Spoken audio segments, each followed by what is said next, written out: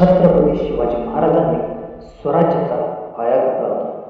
शिवाजी महाराजांनी फक्त स्वराज्य स्थापन केले नव्हते, तर ते राष्ट्रनिर्माते होते. त्यांची दूरदृष्टी ही फक्त महाराष्ट्रापुरती मर्यादित नव्हती, तर असे तो हिमाचल स्वराज्याचा विस्तार करण्याची होती. त्याची कार्यशैली महाराष्ट्राच्या सिंहासारखी होती. महाराष्ट्रातील प्रजा गरीब व दलित दैववादी होती.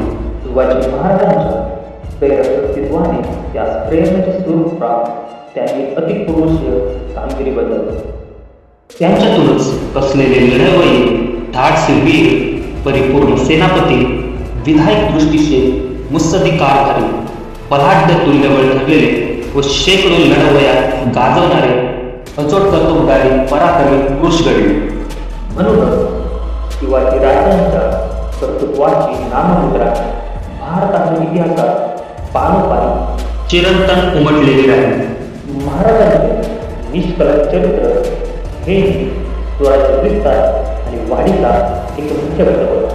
महाराजांचे स्वराज्य हे फक्त सह्याद्री आणि महाराष्ट्रापुरते मर्यादित नव्हते, तर ते सिंधू नदीच्या उगमापासून कावेरी नदीच्या पैलतीरापर्यंत विस्तारलेले असावे अशी महाराजांची इच्छा होती.